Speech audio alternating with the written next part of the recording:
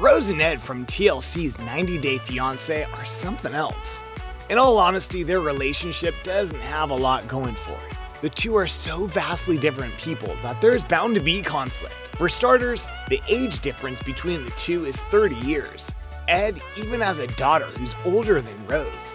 In addition, the cultural differences are huge. There's a bit of a language barrier. All this adds up to a truly odd couple. Rose seems throughout the show fairly quiet and reserved.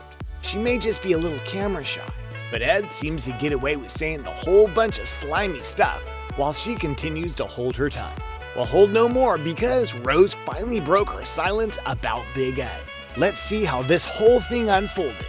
Here's how Rose broke her silence about Big Ed. Now, while we're working through this mess, feel free to comment your thoughts as we go. Okay, Ed has a tendency to put his foot in his mouth. He's a little awkward around his much younger romantic interest. We have to understand that he has been out of the dating game since Rose was born, but still, he comes off as a bit of a pig. He doesn't start their face-to-face relationship well, as Rose immediately notices he's been lying about his height. She brings it up in passing, but for the most part lets it go and remains silent. Until later, Ed asked Rose very soon after their first in-person meeting to shave her legs. He received his fair share of criticism online for this unscrupulous request, so we can spare him that here. Rose does show a little bit of her fiery side and makes Ed shave his beard in return, but this is a mere shadow of what's to come when Rose finally lets it fly. It's no exaggeration to say that Ed is pumped to get out of Rose's parents' house and take her on a little trip. Who can blame him? He's been pig farming and taking group showers, not to mention the constant sweating from no AC. It's time for a getaway and maybe even a proposal. But Ed puts his foot in his mouth again as he reveals all the surprises he brought along with his potential bride on their first vacation together. He leads with a swimsuit, innocent enough. They're in a tropical locale, until he feels the need to explain which piece goes where. And then comes the lingerie. Real impressive gift, Ed. Luckily, he's not done.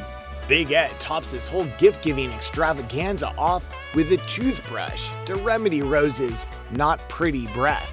How romantic. Again, Rose mostly holds her tongue and continues to hang in there, except for a passing "you're ugly" on the way out. I love you. Pangit mo. I love you. Pangit mo. Does that mean I love you? I hope it means I love you. Ed also decides it would be a good idea to ask Rose to take an STD test since she doesn't like to talk about her past relationships. He doesn't help his cause by being super patronizing and explaining what an STD test is. She is visibly rattled by this, but holds it together and makes a deal that they both take the test.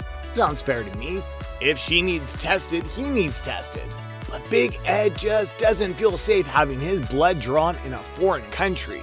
However, he thinks it's totally acceptable to make Rose do it. Don't you think Rose should maybe throw her drink on him? Smack him in the face? Tell him to go brush his teeth or something? But no, she even waits until he leaves the table to break down in tears from the pain this tough guy has caused her.